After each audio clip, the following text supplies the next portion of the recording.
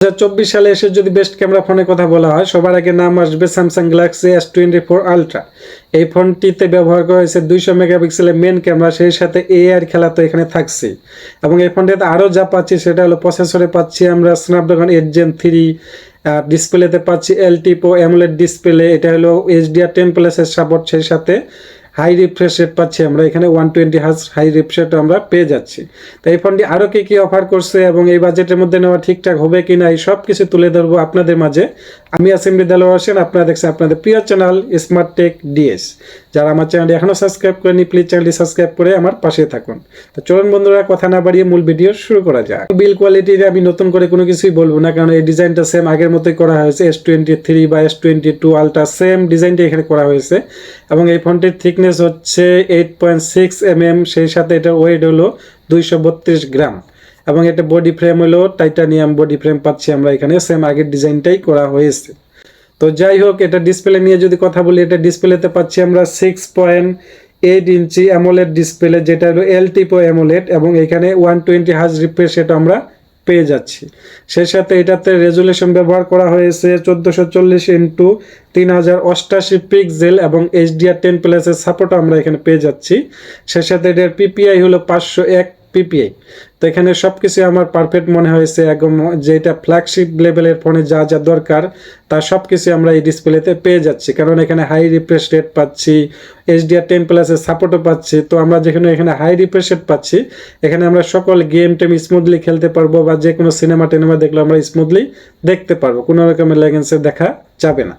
এটার প্রসেসর নিয়ে যদি কথা বলি, এটা প্রসেসর সেকশনে ব্যবহার করা হয়েছে স্ন্যাপড্রাগন 8 Gen 3 এবং এখানে আমরা এন্ডেনো পাচ্ছি 750 এন্ডেনো 1 GHz-এর। তো এখানে প্রসেসর খুব ভালো মানের প্রসেসর ব্যবহার করা হয়েছে স্ন্যাপড্রাগন 8 Gen 3, এটি খুবই ভালো মানের একটা প্রসেসর এবং এটাতে আমরা হাই গ্রাফিক্সের সকল প্রকারের গেমও আমরা খেলতে পারবো। সেই সাথে যে একটা হিট জেনারেশনের বিষয়, আমরা জানি যে স্ন্যাপড্রাগনের প্রসেসর হিট জেনারেশন একটু কম হয়, মিডিয়াটেকের একটু বেশি হয়। তো মিডিয়াটেকের সাথে চাইতে অনেক এগিয়ে থাকবে স্ন্যাপড্রাগনের প্রসেসর। তো প্রসেসর নিয়ে নতুন করে কোনো কিছু বলার নেই। এবং এই ফোনটির অ্যান্ড্রয়েডে পাচ্ছি আমরা অ্যান্ড্রয়েড 14, লেটেস্ট 14 আমরা এখানে পেয়ে যাচ্ছি এবং এটি পাচ্ছি আমরা দুইটি ভেরিয়েন্টে, একটি হলো 12GB 256GB এবং অন্যটি হলো 12GB 512GB। তো যাই হোক, প্রসেসর গেল, এখানে ডিসপ্লে গেল, এখানে ডিজাইন বিল্ড কোয়ালিটি সবই গেল। এখন মেন ফোকাস যেটা ক্যামেরার বিষয়, আমি কিন্তু প্রথমেই বলেছিলাম যে এটা 2024 সালের বেস্ট ক্যামেরা ফোন আপনারা বলতে পারেন। এবং এটা ক্যামেরা নিয়ে যদি কথা বলি, এখানে মেন ক্যামেরা পাচ্ছি আমরা 200 মেগাপিক্সেলের, এখানে পাচ্ছি 50 মেগাপিক্সেলের একটি টেলিফটো জুম পাচ্ছি, সেই সাথে আরেকটি 10 মেগাপিক্সেলের টেলিফটো লেন্স পাচ্ছি এবং এখানে শেষে যে ক্যামেরাটি পাচ্ছি এটি হলো একটি 12 মেগাপিক্সেলের ক্যামেরা এবং এটি হলো একটি আলট্রা ওয়াইড ক্যামেরা পাচ্ছি আমরা এখানে 12 মেগাপিক্সেলের। তো এখানে সব কিছু ঠিকঠাকই আছে, কারণ ক্যামেরা নিয়ে তো আমি নতুন করে কোনো কিছুই বলবো না। এখানে ক্যামেরা খুব হাই গ্রাফিক্সের ক্যামেরা ব্যবহার করা হয়েছে, এখানে সোনির ক্যামেরা ব্যবহার করা হয়েছে। তো সোনির ক্যামেরা তো আপনারা জানেন যে সোনির লেন্স কোন লেভেলে একটি লেন্স হয়ে থাকে। তো এই ফোনটি দিয়ে আপনারা ভিডিও রেকর্ড করতে পারবেন সর্বোচ্চ 8K 30 fps এবং সেলফি ক্যামেরার কথা যদি বলি, এখানে সেলফি ক্যামেরা পাচ্ছি আমরা 12 মেগাপিক্সেলের সেলফি ক্যামেরা পাচ্ছি এবং সেই সাথে এটি দিয়ে আমরা ভিডিও রেকর্ড করতে পারবো 4K 60 fps। তো এখানে সেলফি ক্যামেরাটা আমার কাছে একটু কমতি মনে হয়েছে, এখানে যদি আরেকটু বেটার ক্যামেরা ব্যবহার করা হতো তাহলে আমার কাছে পারফেক্ট মনে হতো, যেহেতু এটি একটি ফ্ল্যাগশিপ লেভেলের ফোন।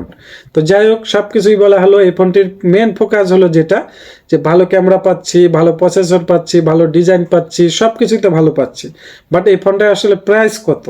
তো প্রাইসটা হলো সবচেয়ে বড় বিষয়। তো এখানে ফোনটা যদি আপনারা নিতে চান, এই ফোনটি বর্তমান মার্কেট প্রাইস হলো 2,45,999 টাকা, অর্থাৎ 2,46,000 টাকা এই ফোনটির দাম। তো যদি আপনারা 2,46,000 টাকা এই ফোনটি নেন, তো আমার মনে হয় যে ফোনটা আরেকটু রেট কম হওয়ার দরকার ছিল। যাই হোক, এই ফোনটি যেহেতু একদম লেটেস্ট, তো অবশ্যই আপনারা এই ফোনটি বর্তমান নিলে এই দামে নিতে হবে। আর যদি আপনারা কিছুদিন ওয়েট করেন, হয়তো কিছু বা কমতে পারে, আবার ফোনটির দাম বাড়তেও পারে, কেননা যদি ডলারের রেট বাড়ে তাহলে অবশ্যই ফোনের রেট বাড়বে। তো যারা নাকি স্যামসাং লাভার আছেন, অনায়াসে ফ্ল্যাগশিপ ফোন নিচ্ছেন, তারা এই ফোনটা অবশ্যই নিতে পারে। এই ফোনটি আমার কাছে খুব দুর্দান্ত, ফিউচারগুলো তাদের আমার ভালো লেগেছে এবং এই ফোনটি এক কথায় আমার কাছে সব কিছুই ভালো লেগেছে। এই ফোনটির তো সব কিছু বলা, এটা একটা চার্জিংয়ের বিষয় যে আছে, ব্যাটারি বিষয় কিন্তু এখন আমি বলিনি আপনাদেরকে। ব্যাটারি বিষয় হলে এখানে 5000 mAh একটি ব্যাটারি ব্যবহার করা হয়েছে, সেই সাথে 45 ওয়াট একটি ফাস্ট চার্জারও আমরা পাচ্ছি। তো 45 ওয়াটের সাথে যদি 5000 mAh এর ব্যাটারি থাকে, এটা অনায়াসে 1 থেকে 1.5 দিন ব্যবহার করা যাবে। সেই সাথে এখানে সেটা হলো যে এখানে আমরা এই ওয়্যারলেস চার্জারের সুবিধাও পেয়ে যাচ্ছি। তো যাই হোক, এই ছিল আজকের ভিডিও। কেমন লাগলো অবশ্যই কমেন্টে জানাবেন, এবং আরও নিত্য নতুন ভিডিও পেতে আমার চ্যানেলটি সাবস্ক্রাইব করে রাখবেন।